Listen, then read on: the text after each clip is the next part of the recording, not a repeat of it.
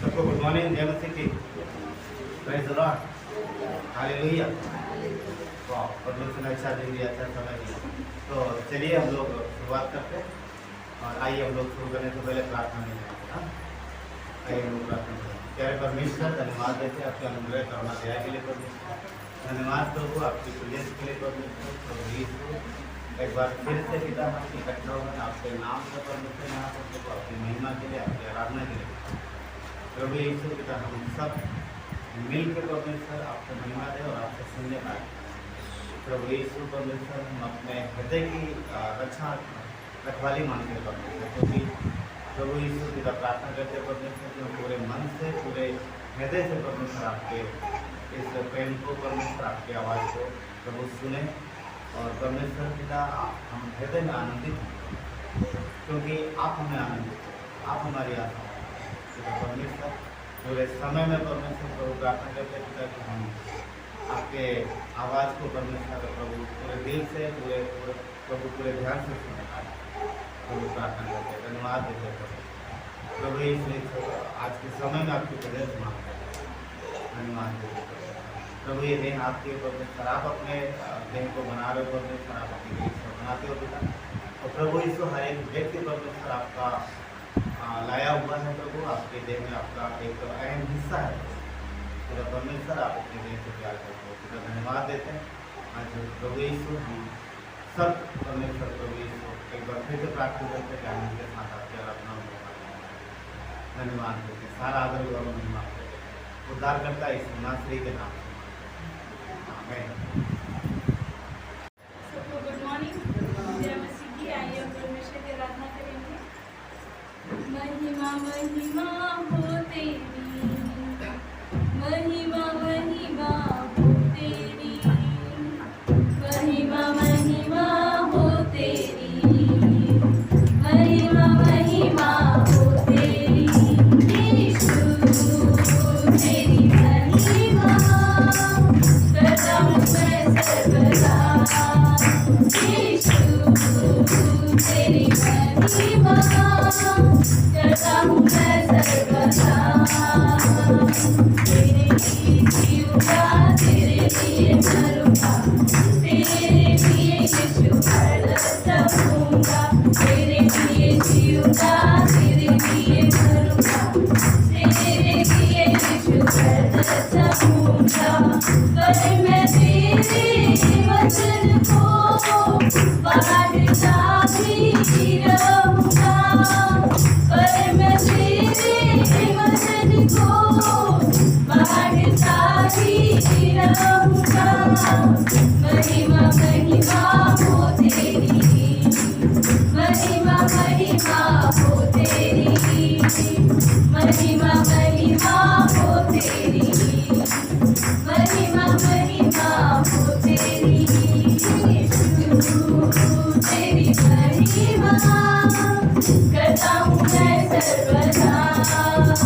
यीशु तेरी महिमा करता हूँ मैं सर्वदा।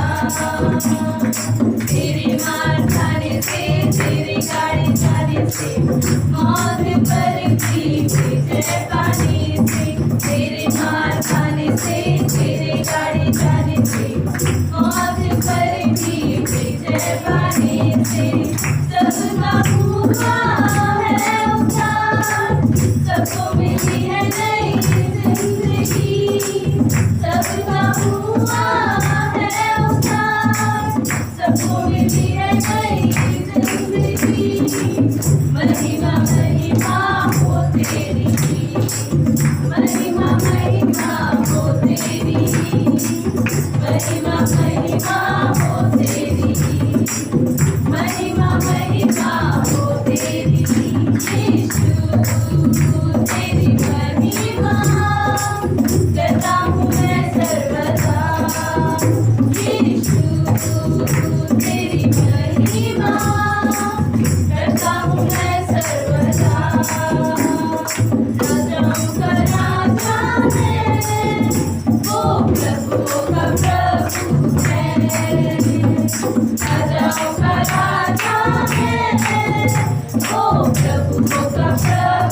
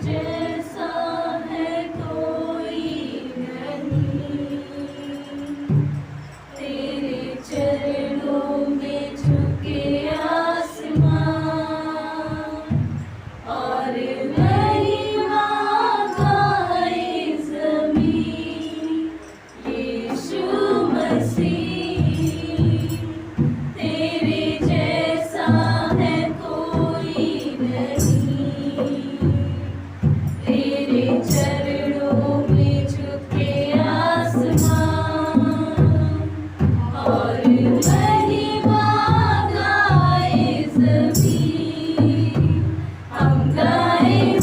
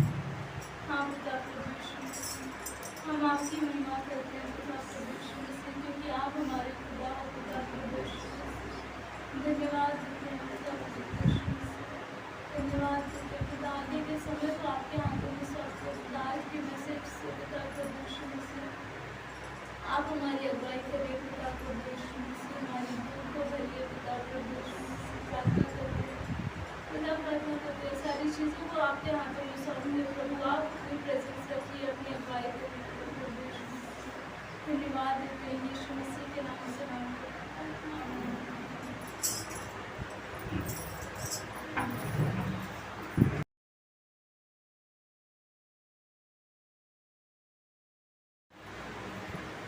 जैसे मैं मूसा के साथ साथ था, वैसे ही तेरे भी साथ रहूँगा। जैसे मैं मूसा के साथ साथ था, वैसे ही तेरे भी साथ रहूँगा। रसदार रहूँगा मैं तुझसे, रसदार रहूँगा मैं तुझसे, और तुझे न कभी छोड़ूंगा।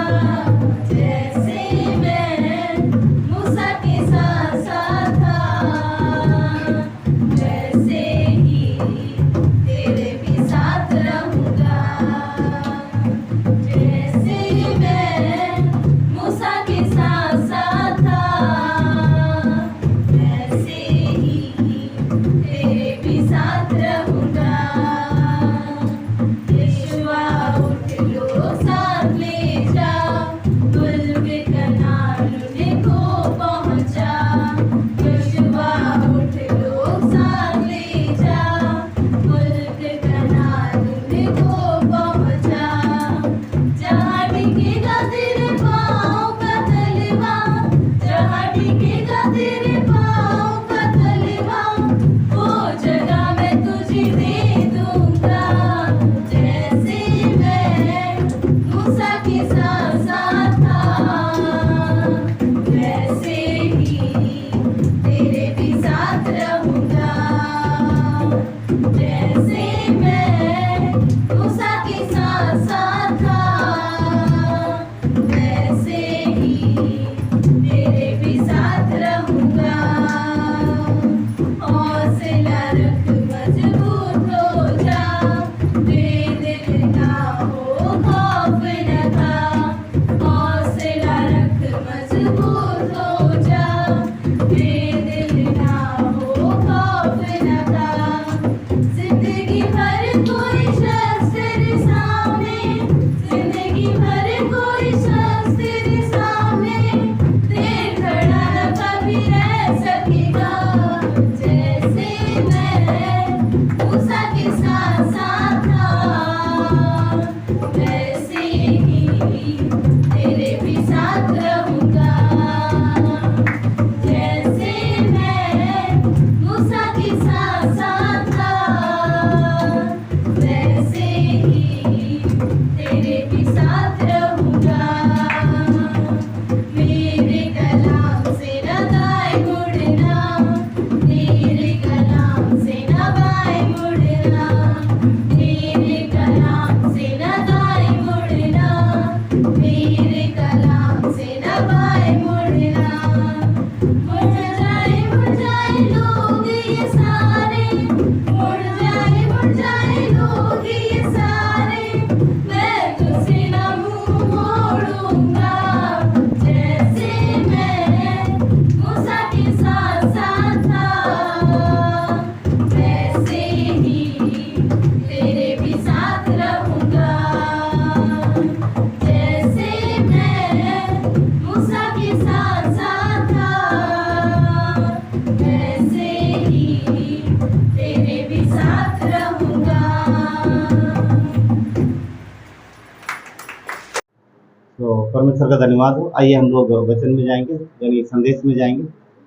वचन पढ़ेंगे पहला यूहन्ना 5वां अध्याय 4 और 5। ये नए नियम में 336 पर है, पेज नंबर 336 नए नियम में। तो यहाँ पर इस प्रकार लिखा है, क्योंकि जो कुछ परमेश्वर से उत्पन्न हुआ है वो संसार पर जय प्राप्त करता है। तो संसार पे जय प्राप्त करने का मतलब ये है, सबका ध्यान है इधर।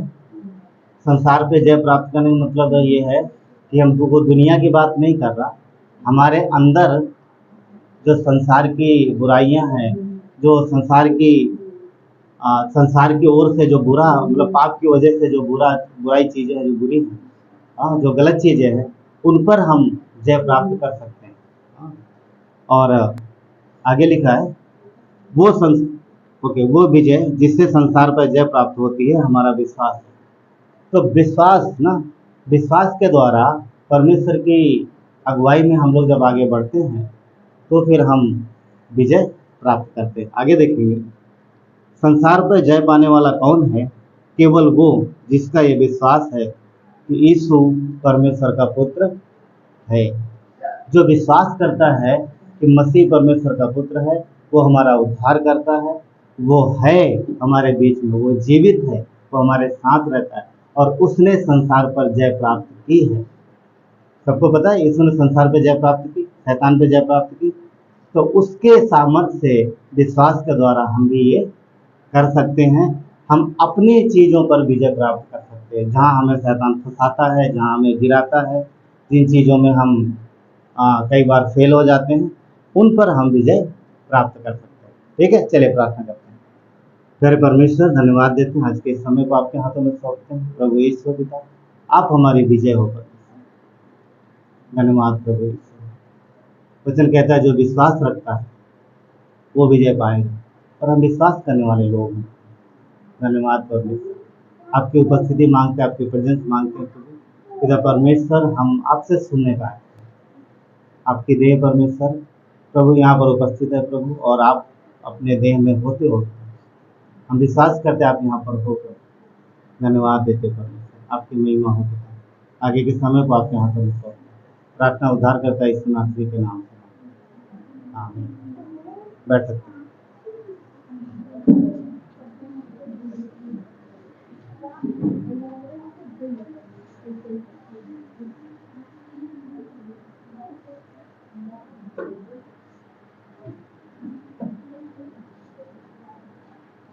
ये बुधवार को हमने संदेश दिया था मुंबई में।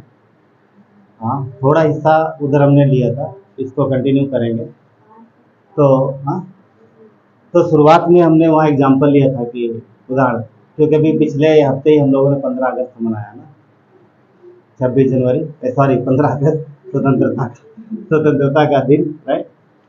तो हम लोग झंडा लगाते हैं, क्या क्या प्रतीत करता है? हमारी फ्रीडम, स्वतंत्रता, ये हमने विजय हासिल की गुलामी पर, इसलिए हम आज़ाद हैं और ये हमारे स्वतंत्रता का दिन है। ठीक है, हमारा देश आज़ाद है, हम सब आज़ाद हैं, पर एक गुलामी हमारे अंदर हो सकती है, वह है पाप की गुलामी, वो बुराई की, जिनमें हम फंसे रहते हैं, बुरे कामों में, बुरी चीज़ों में, बुरी अभिलाषाओं में, उनमें हम फंसे रहते हैं। उन पर हमें परमेश्वर जीत दिला सकता है, और वो हमें जीत दिलाता है। परमेश्वर का एक नाम है यहोवा निस्सी, और इसका मतलब होता है परमेश्वर हमारा झंडा है, यानी विजय का झंडा है। परमेश्वर हमारी विजय, परमेश्वर हमारी विजय, और वो विजय दिलाता है। परमेश्वर हमें जयवंत करता है। अभी जो हमने गवाहियाँ सुनी प्रेमा बहन से और ये ज्योति से, हाँ, तो ये क्या है? ये हमारा विश्वास है, जो विश्वास रखते हैं, और परमेश्वर की सामर्थ्य हमें चीज़ों पर विजय दिलाती है, हमें उन परिस्थितियों पर विजय दिलाती है। वो परमेश्वर, हाँ, जो हमें विजय दिलाता है। तो यहोवा निस्सी ये नाम जो है मूसा के द्वारा बोला गया पहली बार इस शब्द को मूसा ने बोला। मूसा को सब जानते हैं, कोई ये ना बोले कि हाँ मैं आज ही पकड़ के आया हूँ। हाँ, जुए की बात, मूसा परमेश्वर का नबी था, और उसके जैसा कोई दोबारा हुआ नहीं। वो उसके विषय में लिखा है कि वो ऐसे बात करता था जैसे कोई भाई से बात करता है ना, भाई से बात करते हैं, इस तरीके से वो परमेश्वर से बात करता है। सोचो ना, वो भी एक इंसान था हमारे आपके जैसा, आदम की संतान, पाप में पैदा हुआ, फिर भी परमेश्वर से ऐसे बात करता था जैसे भाई बात करता था। तो वो महान नबी था। और इस विषय को हम देखते हैं कि मूसा ने इस बात को पहली बार बोला कि यहोवा निस्सी, यानी परमेश्वर हमारी विजय है, परमेश्वर हमारी विजय है। और ये कहाँ पर बोला, किसी को पता है? किसी को पता है कहाँ पर बोला गया? हाँ? निर्गमन के 17 अध्याय में थोड़ी देर के लिए चलेंगे हम लोग वहां पर। निर्गमन 17 में चलेंगे।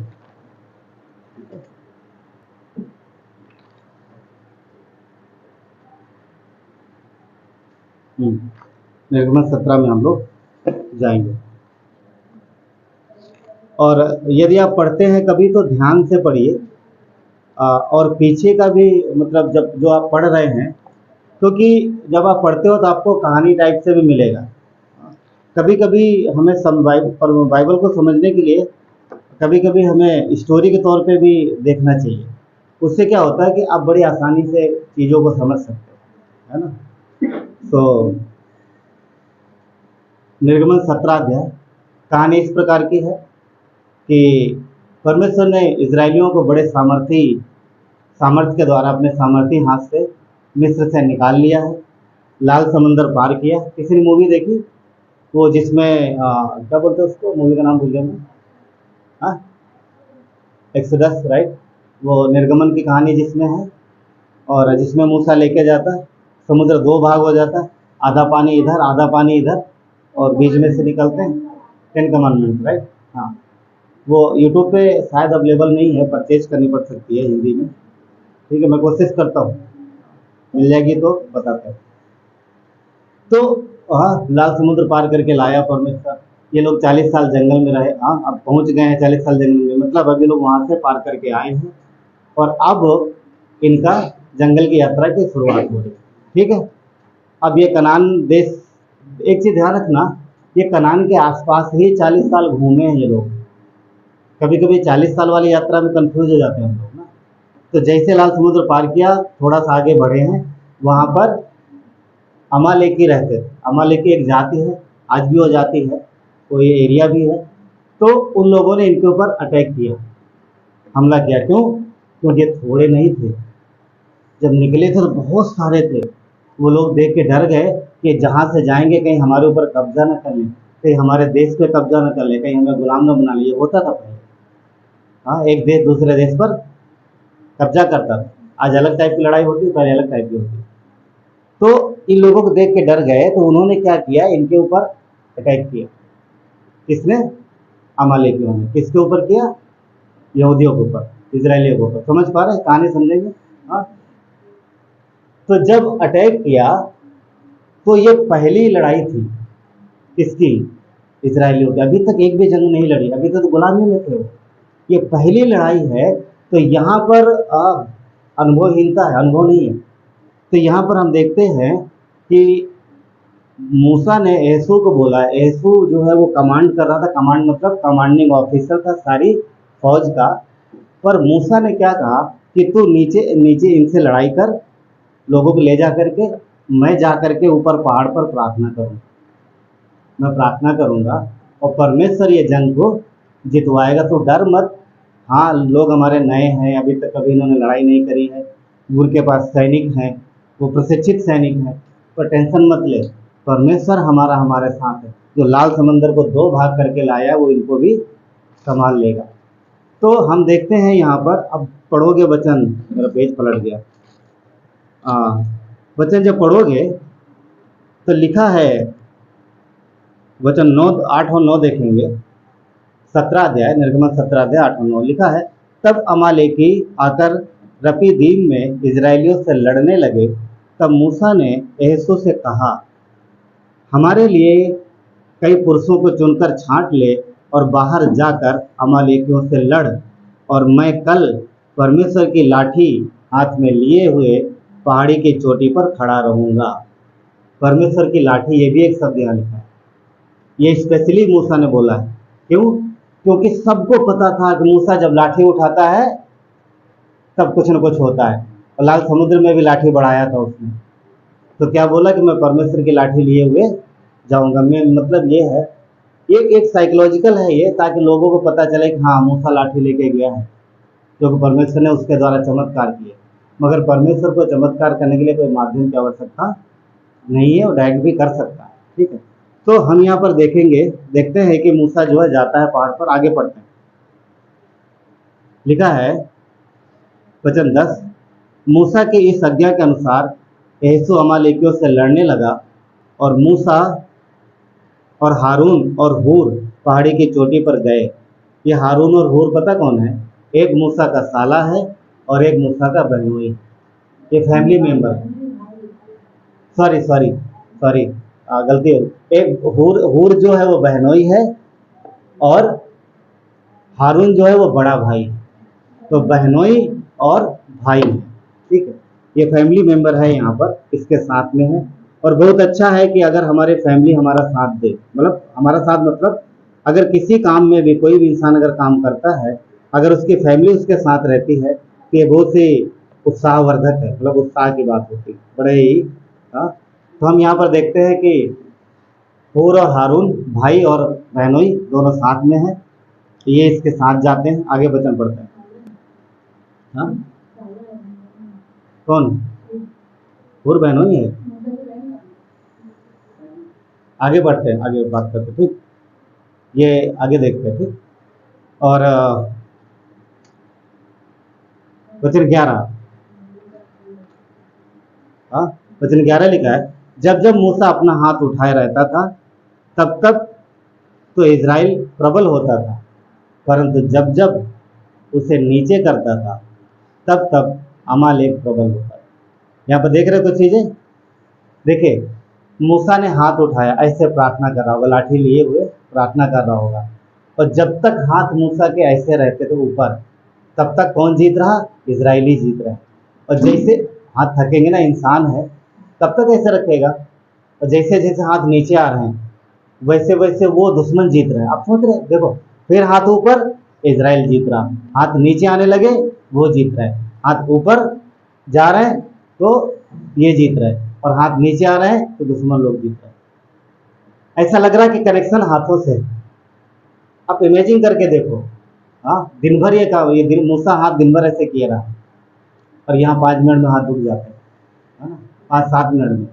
तो अगर सोचने वाली बात है, अगर मूसा को हाथ ऐसे रखने होते पूरा दिन, क्या लगता था? अपनी सामर्थ्य अगर रखता तो इजराइल कभी भी वो जंग जीत नहीं पाता। मगर एक बहुत अच्छी बात यहाँ पे लिखी, आगे देखते हैं। वचन 12, पर जब मूसा के हाथ भर गए मतलब जब हाथ थक गए उसके, तब उन्होंने एक पत्थर लेकर मूसा के नीचे रख दिया और उस पर बैठ गया, और हारून और हूर ने एक एक अलंग से उसके हाथों को संभाले रहे, और उसके हाथ सूर्यास्त तक टिके रहे। इसका मतलब यह है कि मूसा बैठ गया, और एक तरफ से हूर ने पकड़ा, एक तरफ से हारून ने पकड़ा उसके हाथों को, और हाथ उसके ऊपर रहे, और वचन लिखा है कि फिर इजराइल जीत गया। पॉइंट पता क्या? मूसा अगर अकेले जाता तो प्रार्थना नहीं कर सकता था दिन भर इस परिस्थिति में, और नहीं कर पाता तो क्या होता? वो हार जाते। यहाँ पर जब उसके लोग उसके साथ गए हैं तो उन्होंने साथ दिया है प्रार्थना में, और उस सहभागिता की प्रार्थना के द्वारा वो जीते। पता है क्या जिस विषय में बात कर रहे हैं, प्रार्थना की सामर्थ्य। तो एक अकेले में भी जब हम बैठ के प्रार्थना करते हैं वो भी, वो बहुत अच्छा है, परंतु सहभागिता की प्रार्थना, ये सहभागिता की प्रार्थना है जो साथ में मिल के की जा रही है, और उस सहभागिता की प्रार्थना से हम देखते हैं कि परमेश्वर विजय दिलाता, क्योंकि मिल के प्रार्थना होती, सब मिल के प्रार्थना करते। तो पॉइंट ये है कि जब अपनी कलीसिया में सहभागिता की प्रार्थना होती है तो इसको सीरियस लीजिए। हाँ, यहाँ पर ये लोग सहभागिता, मतलब ये लोग साथ दे रहे थे मूसा का, मगर जीता कौन? फौज जीती, लोग जीते। तो क्या मूसा और हारून नहीं जीते? सब जीते, सब जीते। तो पूरे दिल से, पूरे मतलब क्या बोलते हैं, पूरे मन से जब हमें मौका मिलता है सहभागिता की प्रार्थना में, तो सीरियस होकर के उसमें हमें भाग लेना है, क्योंकि परमेश्वर देख रहा है, परमेश्वर देखता है, परमेश्वर प्रसन्न हुआ। इसीलिए बात यहाँ लिखी हुई है कि हूर और हारून ने मूसा के हाथों को थामे रहे वो, क्योंकि परमेश्वर ने देखा। और ये बहुत अच्छी बात है, यूनिटी है, ये एकता है, हाँ, एकता है। और ये जब होता है तो परमेश्वर महान विजय दिलाता है। जो भी चीज़ें हो रही हैं एक ही हल है। जो भी चीज़ है, चाहे संगति में हो, कलीसिया में, चाहे आपके जीवन में हो, चाहे बाहर हो, एक ही हल है, हमारी सहभागिता की प्रार्थना। हम सहभागिता की प्रार्थना करते हैं और परमेश्वर के सामर्थी हाथ को अपने जीवन में होते हुए देखते हैं। जो गवाहियों के उत्तर हम लोगों ने सुने ना, प्रेमा बहन और ये ज्योति के द्वारा, ये क्या है? ये प्रार्थना का उत्तर है। ये सामर्थ्य प्रार्थना है, जो परमेश्वर उसका उत्तर देता है। तो यहाँ पर हम देखते हैं कि एक बड़ी विजय परमेश्वर ने दिलाया है। इसीलिए वचन कहता है पहले थिस्सलुनीकियों के 5 अध्याय वचन 17 में, निरंतर प्रार्थना में लगे रहो, निरंतर प्रार्थना में लगे रहो। रोमियो का 12 अध्याय, 1 मिनट के लिए, रोमियो का 12 अध्याय में 1 मिनट के लिए जाएंगे और एक वचन पढ़ेंगे। रोमियो का 12 अध्याय वचन 1 कहता है, इसलिए हे भाइयों, मैं तुमसे परमेश्वर की दया दिलाकर विनती करता हूँ कि अपने शरीरों को, किसको? अपने शरीरों को पवित्र, परमेश्वर को भावता हुआ, नहीं पहले जीवित बोलता है, जीवित, पवित्र और परमेश्वर को भावता हुआ करके बलिदान चढ़ाओ। अपने शरीरों के लिए बोल रहा है कि हमारा शरीर है जीवित, पवित्र, परमेश्वर को भावता हो। मीनिंग क्या समझ पा रहे? पहले नंबर पे जीवित। क्या हम सब जीवित हैं? फंसे कैसा सवाल पूछ रहे हो? सब जीवित आपको दिख? दो जीवना, हम शरीर में जीवित है, क्या आत्मा में भी जीवित है? वो एक बात। तो आत्मा में जो जीवित है परमेश्वर उसको जीवित, आपको पता है, आप हैरान हो जाएंगे जिसको नहीं पता, परमेश्वर अविश्वासियों को जीवित नहीं गिनता। क्यों? क्योंकि जीवित उसको गिनता, धरती पर तो जीवित हैं पर वो बोलते लौट के मेरे पास नहीं आएंगे, इनका जीवन मेरे पास नहीं है। जो मसीह में है वही परमेश्वर की नज़र में जीवित। तो जीवित और पवित्र, परमेश्वर ने हमें पवित्र कर दिया है। मगर यहाँ दूसरे पवित्रीकरण की बात हो रही है कि हम अपने जीवन को नियंत्रित करें, हम अपने जीवन को अनुशासित करें ताकि हम पवित्रता में चल सकें, परमेश्वर की इच्छानुसार चल सके, परमेश्वर के आज्ञानुसार चल सके, वो पवित्र जीवन बिता सके। जो तीसरा पॉइंट, परमेश्वर को भाए, बोला ना, भावता हुआ बलिदान चढ़ाओ।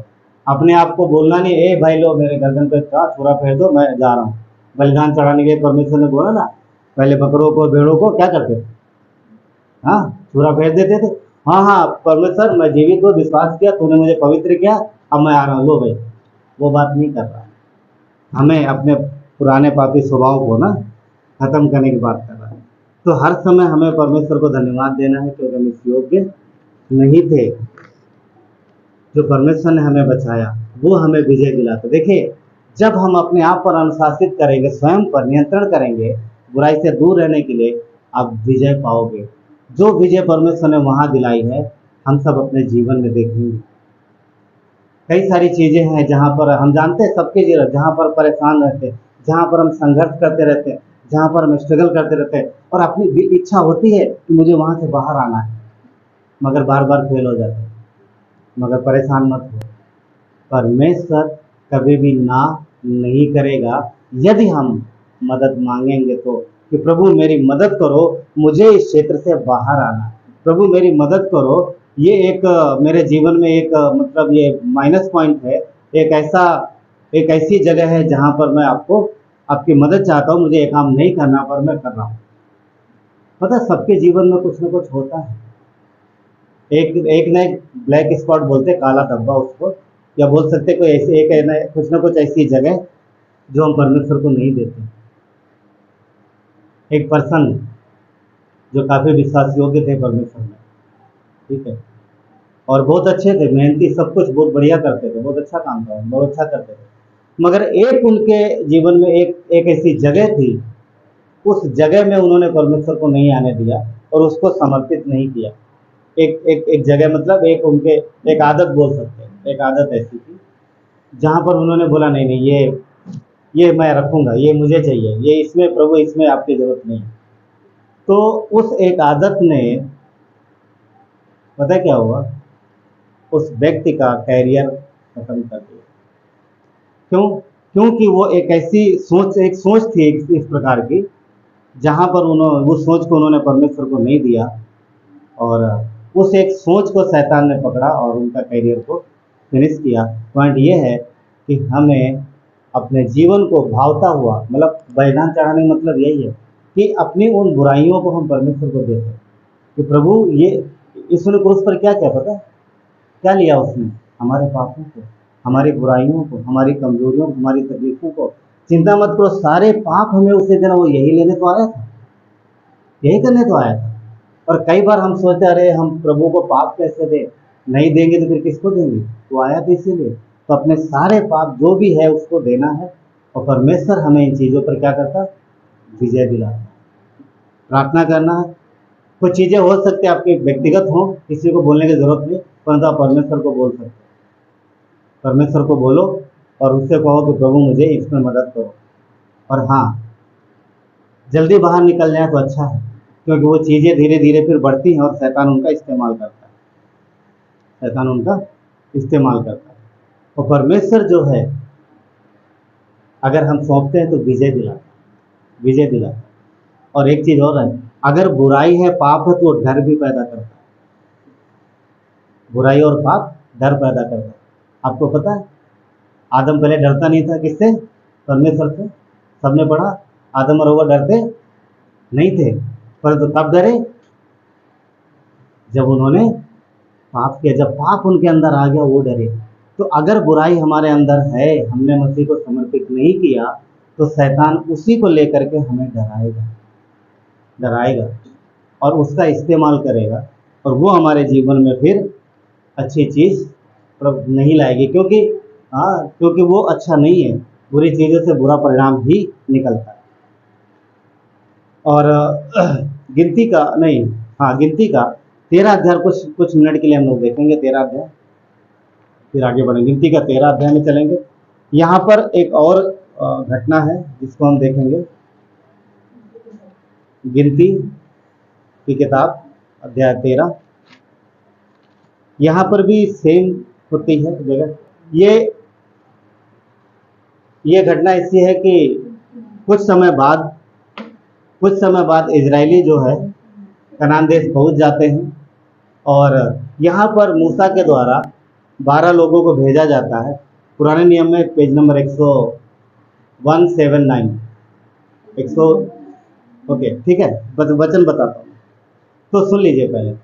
तो कुछ समय बाद ये कनान देश पर पहुंच जाते हैं। मूसा के द्वारा 12 लोगों को भेजा जाता है कि जा करके उस जगह का भेद लेके आ जाए कि कैसा है, आगे का प्लानिंग क्या रहेगी। तो ये लोग लौट के आते हैं, और यहाँ पर मुझे सिर्फ एक ही बात बोलनी है कि 12 लोगों में से 10 लोगों ने, 12 में से 10 ने पता क्या देखा? पढ़े? 12 में से 10 ने क्या देखा? थोड़ा पढ़ भी सकते हैं, ठीक है। हम लोग वचन 25 पढ़ेंगे। लिखा है, 40 दिन के बाद वे उस देश का भेद लेकर लौट आए और परान जंगल के का देश नामक स्थान में मूसा और हारून और इजरायलियों की सारी मंडली के पास पहुंचे और उनको और सारी मंडली को संदेश दिया और उस देश के फल उनको दिखाए। तब उन्होंने मूसा से यह कहकर वर्णन किया कि जिस देश में तूने हमें भेजा था उसमें हम गए, और सचमुच उसमें दूध और मधु की धाराएं बहती हैं, और उसकी उपज में से यही है। अब ये देखो, यहाँ ने ये 10 लोगों की बात है। उन्होंने बोला कि सच में देश बहुत बढ़िया है, दूध और मधु की धाराएं, मतलब खाने पीने रहने के लिए बहुत अच्छा देश है, ठीक है। और उसमें से कुछ लाए भी थे, अंगूर के गुच्छे कुछ तोड़ के लाए थे, दिखा रहे देखो ये उसकी उपज है। मगर आगे देखो, आगे के वचन पढ़ते हैं। परंतु ने सब गड़बड़ कर दिया। पहले क्या बोले? बहुत अच्छा। देखिए यहाँ पर, दक्षिण देश में अमालेकी बसे हुए हैं। 28। परंतु उस देश के निवासी बलवान हैं, उनके नगर गढ़ वाले हैं और वो और बहुत बड़े हैं। और फिर हमने वहाँ अकान वंशियों को भी देखा, और दक्षिण देश में अमालेकी बसे हुए हैं, और पहाड़ी देश में हित्ती, यसूबी और अमोरी रहते हैं, और समुद्र के किनारे किनारे यरदन नदी के तट पर कनानी बसे हुए, ठीक है। ये इनकी रिपोर्ट थी जो उन्होंने दिया। और आगे देख लेते हैं उन्होंने क्या कहा। पर जो पुरुष उनके संग गए तो उन्होंने कहा, उन लोगों पर उन लोगों पर चढ़ने की यानी चढ़ाई करने की शक्ति हम में नहीं है, क्योंकि वे हमसे बलवान हैं। और उन्होंने इज़राइल के सामने उस देश की जिसका भेद उन्होंने लिया था, ये कहकर निंदा की कि वो देश जिसका भेद हम लेने गए थे, जो अपने निवासियों को निगल जाता है। और जितने पुरुष हमने उसमें देखे वे सब बड़े डील डॉल के हैं। फिर हमने वहाँ नपीलों अर्थात नपीली नपीली जाति वाले अकानवंशियों को देखा, और हम अपनी दृष्टि में उनके सामने टिड्डी के समान दिखाई पड़ते हैं, और ऐसा उनकी दृष्टि से मालूम पड़ता है। तो अगर आपने नहीं पढ़ा तो हम लोगों ने पढ़ा है। इसका मीनिंग ये है कि ये जो 12 लोग गए अब कनान देश में, जहाँ पर उनको उस देश को कब्जा करना था, वहाँ के लोग बहुत बड़े बड़े थे, डील डॉल में। कभी देखा आपने? बहुत लंबा चौड़ा आदमी, तगड़ा तंदुरुस्त, खूब मोटा। हाँ, और अगर वो पहलवान हो तो उसके सामने लड़ने का नंबर आ जाए तो कैसे सोचेंगे। तो ये ऐसे थे, बहुत बड़े बड़े, जो बाइबल में बोलते हैं ना दानव, ऐसे टाइप के लोग थे यहाँ पर। और ये बहुत कहने का मतलब ये है, इन्होंने ऐसी रिपोर्ट दिया करके कि सब डर गए। आगे वचन लिखा है अध्याय 14 में, तब सारी मंडली चिल्ला उठी और रात भर लोग रोते रहे। क्यों? ये सोच करके कि अरे बाप रे, हमें ऐसी जगह में ले आए हैं, हमें ऐसे लोगों के बीच में, हम तो मर जाएंगे, वहाँ क्या होगा हमारा। मगर एक बात वो भूल गए, इन्हीं लोगों के ऊपर एक बार वो विजय पा चुके थे, एक बार परमेश्वर इन्हें जिता चुका है। क्या लिखा? दक्षिण देश में अमालेकी बसे हुए। इसके पहले जो लड़ाई लड़ी है इन्होंने, वो इन्हीं लोगों से लड़ी थी, जहाँ पर परमेश्वर ने बड़ी विजय दिलाई, जहाँ मूसा ने बोला कि परमेश्वर हमारा विजय का झंडा है। और एक बार फिर इन लोगों को देख करके और उनके आसपास के लोगों को देख करके ये लोग डर जाते हैं। और इस समय ये क्या देख रहे हैं? वो लोग देख रहे हैं, उनकी ताकत को देख रहे हैं, परंतु इस समय ये परमेश्वर उसके सामर्थ्य कामों को, उसके सामर्थ्य को नहीं देख रहे। कहने का मतलब ये है, कई बार आज भी शैतान हमारे और आपके जीवन में यही परिस्थिति दिखाता है। कई बार हम समस्या को देख सकते हैं, कई बार हम देख सकते हैं तकलीफ बड़ी है। ऐसे में विश्वासी का जो ध्यान है वो समस्याओं पर रहता है, परंतु परमेश्वर उसके सामर्थ्य पर नहीं रहता। और शैतान यही चाहता है कि तुम यही करो। समझ लो, परमेश्वर बड़ा है, समस्या बड़ी नहीं है। और ये बात आगे दो लोगों ने साबित की, मूसा और केलेब। मूसा और केलेब बोलते हैं कि तुम शांत हो जाओ, चुप हो जाओ। वो हैं बड़े तो क्या हुआ, उनके पास हैं चीज़ें तो क्या हुआ, ताकतवर होंगे, मगर परमेश्वर उनको हमारी रोटी कर देगा। रोटी मतलब जैसे हम रोटी को तोड़ के खा जाते हैं ना, टेंशन मत लो, हम परमेश्वर के नाम से जाएंगे और हम सब पर विजय हासिल करेंगे। और यही हुआ भी, हम जानते हैं। तो बोलने का पॉइंट क्या है? 10 लोगों ने क्या सोचा? नकारात्मक सोचा। अब सोचो यहाँ, और 2 लोगों ने सकारात्मक सोचा। पॉइंट क्या है? देखो, अगर हमारा नज़रिया जो है शारीरिक रहेगा, सोचने का तरीका अगर हमारा आम व्यक्तियों के जैसा रहेगा, आम लोगों के जैसा, तो फिर हम परमेश्वर के काम को नहीं देख पाएंगे, उसके नज़रिए को नहीं सोच पाएंगे। दोनों ने, यहोशू और कालेब ने भी वही देखा और 10 लोगों ने वही देखा। मगर इन लोगों ने आत्मिक तौर पे देखा कि असंभव को संभव करने वाला हमारा परमेश्वर है और उसके सामने कुछ भी नहीं। उन्हें याद आ रहा था लाल समुद्र कैसे पार किया, उन्हें याद आ रहा था मिस्र में कैसे कैसे परमेश्वर ने सामर्थ्य काम दिखाए। ये क्या है? कुछ भी नहीं है। जो हमें वहां से निकाल के लेके आया, यहाँ पर भी वो विजय दिलाएगा। ये उनका नजरिया। एक आत्मिक व्यक्ति इसी तरीके से सोचता है, परमेश्वर की सामर्थ्य में, परमेश्वर की प्रेजेंस में, परमेश्वर की उपस्थिति में रह के सोचते हैं। परिस्थिति को नहीं देखते, ये देखना है कि परमेश्वर क्या कर सकते हैं। समझ लो, प्रेमा बहन के जीवन में वो एक समस्या थी, हाँ, एक बड़ी समस्या थी एक तरीके से, और आपके जीवन में ना उसको बिटर लेकर, पर परमेश्वर कर सकता है, हम जानते हैं। हाँ, ऑपरेशन का पैसा बहुत ज़्यादा हो सकता है, दवाइयाँ बहुत लंबी हो सकती, सोचो तो क्या क्या हो सकता है। तो प्रेज गॉड, कुछ नहीं हुआ, थोड़ा सा कुछ लिया और परमेश्वर ने चंगाई दे दी। ये मसीह है। हमें इस तरीके से सोचना है। अगर विश्वासी होने के नाते आम लोगों की तरह सोचेंगे तो परमेश्वर के सामर्थ्य काम जीवन में प्रकट नहीं होंगे। तो हमारा नज़रिया जो है एक आत्मिक व्यक्ति के जैसा होना चाहिए। इस तरीके का होना चाहिए, क्योंकि अगर हम नज़रिया नहीं बदलेंगे तो परमेश्वर के सामर्थ्य चीज़ों को नहीं देख पाएंगे। एस्तर की पुस्तक में पता हम सब जानते हैं। एस्तर किताब कितने लोगों ने पढ़ी? एस्तर पढ़ी ना? उसमें हम जाएंगे नहीं, बस सिर्फ कुछ बातें करनी बताना। एस्तर किताब में शैतान ने लगभग पूरी यहूदी जाति को पूरी खत्म करने का प्लान बना लिया, सबको पता है। पर कैसे विजय हासिल की उन्होंने? विश्वास के द्वारा, उपवास और प्रार्थना के द्वारा। पूरा देश मिलकर प्रार्थना कर रहा था। और हम जानते हैं जो फंदा उसने हामान के लिए मोर्दके के लिए रेडी किया था, उसी फंदे में उसको लटका दिया पर हामान को लटका दिया ना। तो परमेश्वर जो है परिस्थितियों को उलटना जानता है, शैतान की चाल को पलटना जानता है। इसलिए हमें परमेश्वर के सामने नम्र रह करके अपने आप को अनुशासित करते हुए पूरे विश्वास से चलना है अपने जीवन में। क्यों? क्योंकि परमेश्वर हमारे प्रार्थनाओं को, हमारी जो चीज़ों को, हमारी प्रार्थनाओं को सुनता है और हमारी परिस्थितियों को जानता है।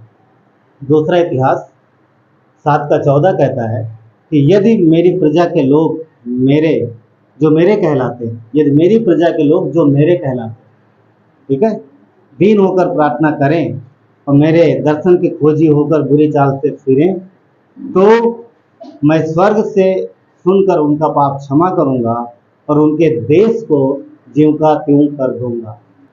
समझ रहे?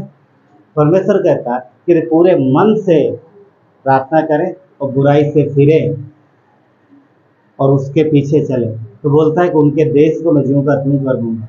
तो हमें हमारे देश के लिए भी प्रार्थना करना, दिल से करना, मिल के कहा, पूरे सबको मिल के करना, क्योंकि परमेश्वर सारी चीज़ों में नियंत्रण रखता है और सब चीज़ों को संभालता है। दूसरा इतिहास इसी का 7:15 आगे का वचन। अब से जो प्रार्थनाएं इस स्थान में की जाएंगी उन पर मेरी आंखें खुली और मेरे कान लगे रहेंगे। परमेश्वर का वचन कहता है जो प्रार्थना इस स्थान में की जाएंगी, परमेश्वर की आंखें खुली रहेंगी और कान जो है उसके लगे रहेंगे। किसकी ओर? प्रार्थनाओं की ओर, जो हम प्रार्थना करेंगे। ठीक है, तो अब ये किसकी बात करता है? बताओ मुझे। आज परमेश्वर ने क्या बोला? इस स्थान में। कहाँ पर? जहाँ परमेश्वर का निवास है। तो आज वो स्थान कहाँ है? आज परमेश्वर का निवास कहाँ है? यरूशलेम में। पर जब लिखा जा रहा था तब कहाँ था? यरूशलेम में। आज कलीसिया, क्योंकि इजराइल ने इनकार किया, परमेश्वर ने कलीसिया को अपना निवास स्थान बना दिया। और दूसरा और एक जगह कहाँ है? जोर से बोलो। हाँ, कलीसिया में और हमारे हृदय में परमेश्वर दो ही जगह तो रहता है, एक तो कलीसिया में और दूसरा अपने लोगों में। तो कलीसिया में सहभागिता की प्रार्थना, अकेले व्यक्तिगत प्रार्थना। जब आप अकेले बैठते हो तो भी परमेश्वर के साथ होते हो, और जब आप संगति में होते हो तो सहभागिता की प्रार्थना। तो दोनों प्रार्थना महत्वपूर्ण है। तो जो वचन कहता है कि जब मेरे लोग मेरी ओर फिरेंगे, हाँ, तो मैं उनकी सुनूंगा। तो स्वयं पर नियंत्रण करना है, बुराई से दूर रहना है और परमेश्वर के साथ चलना है। क्यों? क्योंकि परमेश्वर जो है हमारी प्रार्थनाओं को सुनने वाला है, हमारी प्रार्थनाओं को पूरा करने वाला है और हमारी परिस्थितियों में मदद करने वाला है। मत्ती 21 कहता है, मत्ती 21:22 कि जो कुछ तुम प्रार्थना में मांगोगे, जो कुछ तुम प्रार्थना में मांगोगे, मगर कैसे? विश्वास से मांगो तो वो तुमको मिलेगा। 10 लोग गए, 12 लोग गए, क्या 10 के पास विश्वास था? नहीं था, क्योंकि उन्होंने विश्वास की कोई बात नहीं की। उन्होंने देखा, अरे बाप रे, समस्या इतनी बड़ी है, नहीं होगा, हम सब मर जाएंगे। 2 लोगों ने विश्वास से देखा। अब वो समस्या बड़ी है तो परमेश्वर उससे बड़ा, परमेश्वर उससे बड़ा। परमेश्वर ने मूसा की प्रार्थना सुनी। हाँ, मूसा जब विश्वास से गया था पहाड़ पर और परमेश्वर ने उत्तर दिया। एस्तर ने क्या बोला था अपने लोगों को? कि 3 दिन हम लोग उपवास प्रार्थना में रहेंगे। परमेश्वर ने विजय दिलाया, राइट।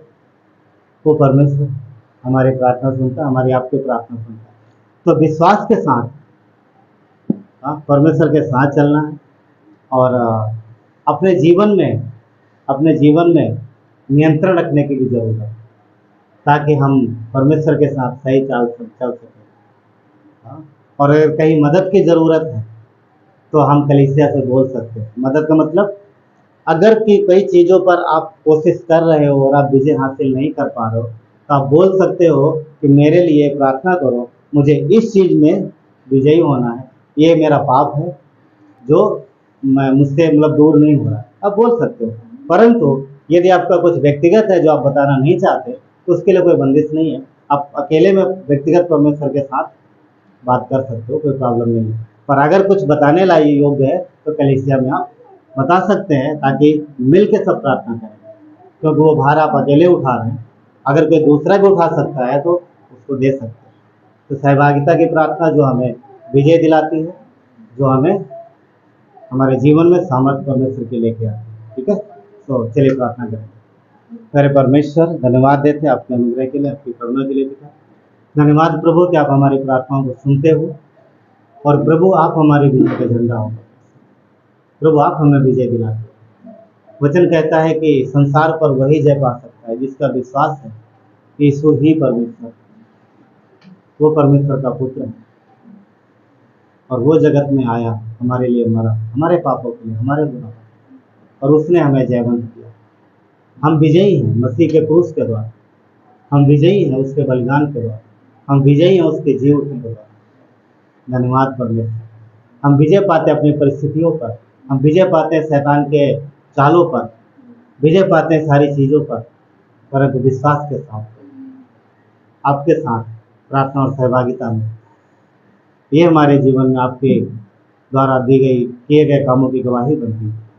धन्यवाद देते प्रभु। हर एक को ब्लेस करना प्रभु, संभालना, और हर एक की आवश्यकताओं को पूरी करना परमेश्वर। आप जानते हो आपके बच्चों के जीवन में क्या चल रहा है, आप जानते हो प्रभु इस हमारे देश में क्या चल रहा है, आप जानते हो परमेश्वर सारी चीज़ों को पिता। और प्रभु हम विश्वास रखते हैं और हम जानते हैं कि वो आप हमारे देश को ज्यों का त्यों करने वाले हैं। धन्यवाद देते हैं प्रभु, आपकी महिमा और धन्यवाद देते हैं। आगे के समय को आपके हाथों में सौंपते हैं। प्रार्थना उद्धार करता है इस नासरी के नाम से, आमीन।